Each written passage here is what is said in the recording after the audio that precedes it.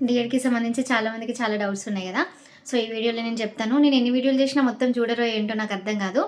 ఎందుకంటే నేను ఇంత క్లియర్‌గా ఎక్స్‌ప్లెయిన్ చేస్తానని నాకు అనిపిస్తది. బట్ చూసే వాళ్ళకి కూడా అనిపించాలి గదా! చాలా డౌట్స్ నేను ఇంతకు ముందుకు ఒక వీడియోలో కూడా కవర్ చేశాను. బట్ మరేంటో మళ్ళీ డౌట్స్ అడుగుతున్నారు డిఎడ్‌కి ఏ బుక్స్ చదవాలని. సో, డిఎడ్‌కి అయితే ఫుల్ డిమాండ్ ఉంది. సో, సీట్ కొడితే కంపల్సరీగా గవర్నమెంట్ కాలేజెస్‌లలో కొట్టండి. ప్రైవేట్ కాలేజెస్‌లలో సీటు కొట్టిరనుకోండి ఫుల్ బాదుతారనమాట ఫీజు. సో, ఇవన్నీ పక్కన పెట్టేస్తే ఏ బుక్స్ ప్రిపేర్ అవ్వాలి అండ్ కొన్ని సెలెక్టెడ్ క్వెషన్సే నేను చూజ్ చేసుకుంటాను. ఫస్ట్ ఆఫ్ ఆల్ మీకు డిగ్రీ చేసిన తర్వాత డీఎడ్ చేస్తే రీయింబర్స్‌మెంట్ వస్తుందా అని అడుగుతున్నారు. డిగ్రీ చేసిన తర్వాత మళ్ళీ మీరు డీఎడ్ గనుక చేస్తే మీకు రీయింబర్స్‌మెంట్ రాదు. ఒక డిగ్రీకి, ఒక పీజీకి మాత్రమే రీయింబర్స్‌మెంట్ అనేది వస్తది. ఇప్పుడు కొంతమంది డ్యూయల్ డిగ్రీస్‌కి, డ్యూయల్ పీజీస్‌కి కూడా వస్తుంది అని అంటున్నారు. బట్ నాకు తెలిసినంత వరకు ఇది ఎంతవరకు నిజమో నాకు కూడా క్లారిటీ లేదు. బట్ నేను తెలుసుకున్నంత వరకైతే ఒక డిగ్రీకి, ఒక పీజీకి మాత్రమే గవర్నమెంట్ క్లెయిమ్ చేస్తది అనేది నాకు తెలిసిన ఇన్ఫర్మేషన్. నెక్స్ట్ సో, ఇప్పుడు మీరు డిగ్రీ చేసిండ్రు, పీజీ చేసి మళ్ళీ డీఎడ్ చేస్తా అంటే మీకు రీయింబర్స్‌మెంట్ రాదు. మీరే కట్టుకోవాలి. ఓకే. లేదు అంటే ఒకసారి మీరు మీ స్కాలర్‌షిప్ దగ్గర కూడా మీరు కనుక్కోండి. నెక్స్ట్ అయిపోయింది. నెక్స్ట్ 6th-10th బుక్స్ చదవాలా? 1-10th బుక్స్ చదవాలా అని అడుగుతున్నారు. సో, ఫస్ట్ నుండి బేసిక్స్ ఎవరికైనా బాగానే ఉన్నాయనుకోండి, మీరు ఆ బుక్స్ ప్రిపేర్ అవ్వాల్సిన అవసరం లేదు. లేదు అట్లా కాదు, మీరు బేసిక్స్ కూడా మళ్ళీ ఇంకొంచెం స్ట్రాంగ్‌గా డెవలప్ చేసుకోవాలి అనుకుంటే ఫస్ట్ క్లాస్ నుండి లేకపోతే సెకండ్ క్లాస్ నుండి అన్ని బుక్స్ చదవండి. చదివితే మీకు మంచి అవగాహన అనేది రావడం జరుగుతుంది. Next previous year papers solve చేస్తే సరిపోతుందా ఎంట్రన్స్‌కి అంటున్నారు. సరిపోదు. బట్ కొంత బెటర్. ఎందుకంటే సైకాలజీ సబ్జెక్ట్ మీకు టచ్ అయ్యి ఉండదు కదా ఇప్పుడు డిగ్రీలో. సో, అట్లాంటి వాళ్ళకి ప్రీవియస్ ఇయర్ పేపర్స్ సాల్వ్ చేస్తే బెస్ట్. లేదు మీ దగ్గర డీఎడ్ బుక్స్ ఎవరైనా ఇంట్లో చుట్టాలు వాళ్ళవి వీళ్ళవి ఉన్నాయంటే డీఎడ్ బుక్స్ తెచ్చుకొని చదువుకోండి. బీఎడ్ బుక్స్ ఉంటే బీఎడ్ బుక్స్ అయినా చదువుకోండి. డీఎడ్‌కి, బీఎడ్‌కి సైకాలజీ అనే సబ్జెక్ట్ అయితే కామన్‌గానే ఉంటది. సో, అందుకోసమని సైకాలజీ అనేది చదువుకోండి. సైకాలజీ అనేది స్కోరింగ్. నెక్స్ట్ మ్యాథ్స్ ఎక్కువ చదవాలి. ఏ సబ్జెక్ట్ ఎక్కువ చదివితే స్కోరింగ్ అని అంటున్నారు. అన్ని సబ్జెక్ట్స్‌కి కొంత వెయిటేజ్ అనేది ఉంటది. అన్ని సబ్జెక్ట్స్ చదవాలి. లేదు నేను అన్ని సబ్జెక్ట్స్ ఇంత తక్కువ టైంలో చదువుకోలేను అనుకుంటే మీరు ఏ సబ్జెక్ట్‌లో బాగా తరువుగా ఉన్నారు, ఏ సబ్జెక్ట్‌లో పర్ఫెక్ట్‌గా ఉన్నారో ఆ సబ్జెక్ట్‌లో ఇంకొంచెం స్ట్రాంగ్‌గా డెవలప్ చేసుకోండి.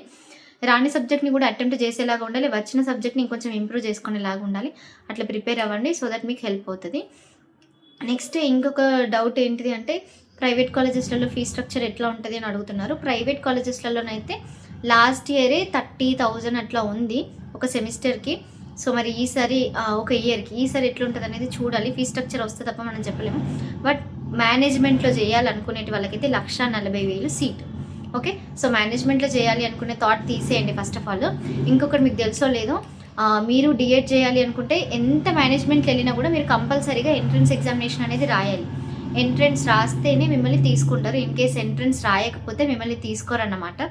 సో, అందుకోసమని ఎంట్రన్స్ రాసే వెళ్ళండి. ఎంట్రన్స్ రాసిన వాళ్ళని మాత్రమే తీసుకుంటారు. ఎంట్రన్స్ రాయకుండా వెళ్ళినా కూడా ఏం ఉపయోగం లేదు అండ్ తీసుకోరు. ఓకే. మీకు డీఎడ్ సీట్ కావాలి కానీ ఎంట్రన్స్ రాయలేదు తీసుకోరు. ఓకే.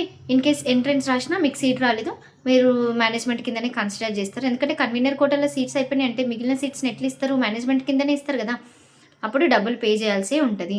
ఇవన్నీ పాటలు పడే బదులు మంచిగా ప్రిపేర్ అయ్యిండ్రనుకోండి బెస్ట్ అనమాట.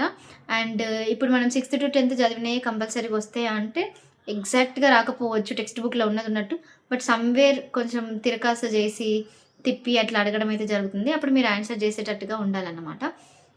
నెక్స్ట్ ఇంకొకటి టెలిగ్రామ్‌లో ఆల్రెడీ ప్రీవియస్ ఇయర్ పేపర్స్ పెట్టాను చూడండి. ఇంకొకటి ఏజ్ రిలాక్సేషన్ ఉంటుందా లేదా అని చాలామంది అడుగుతున్నారు.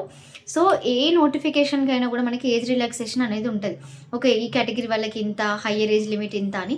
అట్లా డీఎడ్‌కి అప్పర్ ఏజ్ లిమిట్ అయితే ఏం పెట్టలేదు. మీరు నోటిఫికేషన్‌లో చూడండి. ఏజ్ లిమిట్ ఇంత అనేసి ఏం పెట్టలేదు.